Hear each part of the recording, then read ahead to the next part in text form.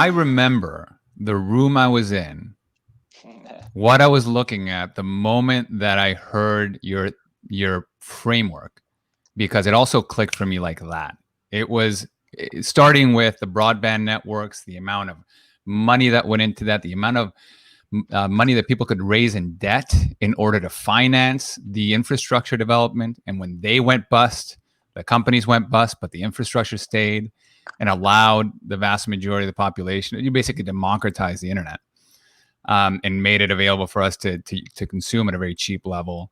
And therefore, you know, the demand wasn't, the cost of it was going to go way down. And that framework, I think, is now something you can use in everything going forward. It's not just something that happened to work in broadband or happens to work in oil and gas, but there will be opportunities to apply that framework to something else. So that's what it was an amazing time for me in terms of understanding the dynamics of the world. So I think, kudos to you for putting it together.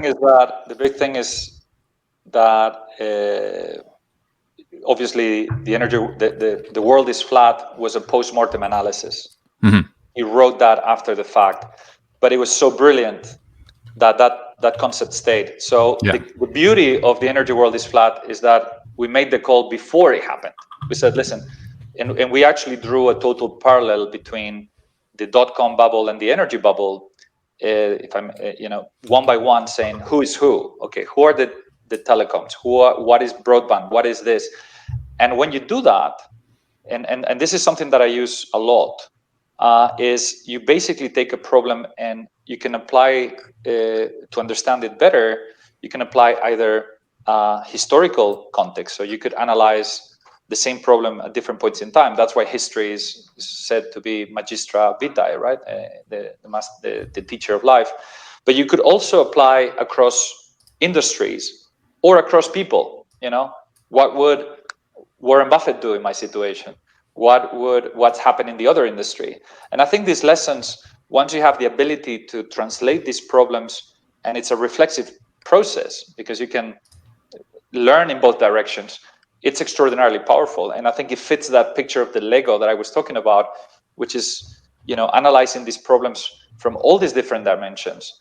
And, with me, it happened with Daniel, right? In generally, we had a similar view of the world, but sometimes it was like, hey, mate, that's clearly a circle. And there's like, no, it's it's pretty clearly a rectangle. And I was like, what are you talking about? I mean, and once we talked more, we were both looking at a cylinder and we're both right. And so by combining these views, the equity view, the commodity view, these different perspectives, you get a way better perspective of reality. And I think this is something that, again, you get through going through this process and forcing yourself to structure your thoughts and test them and be humble to be proven wrong. And it's a very healthy process, which I encourage everybody to follow, and I continue to do. What's nice about writing too is that, unlike verbiage or just speaking, it's written, and thus you may have an opinion and you will have these articulated thoughts which may come to pass or may not come to pass, and you have a record of them to continue to iterate and improve. I also thought that the dot-com bubble was very similar to the railroad bubble, right? There was a railroad bubble in the US. Many towns were bankrupt. Everyone had to have a spur on the railroad to be successful. There was mass overexpansion, lots of bankruptcy. But at the end of the day, you could go from San Francisco to New York in 3 to 4 days on a train. And so, the costs were absorbed by everybody, but there was a major leap forward in technology for America in that realm. So it's just another one of those, the world is flat concepts. And I wonder because it's interesting.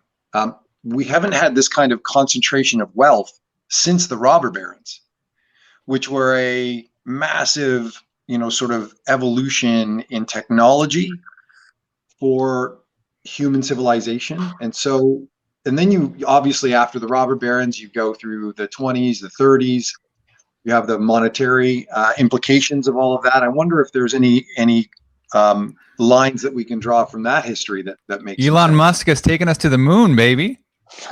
Or Mars? And that. And the electric cars.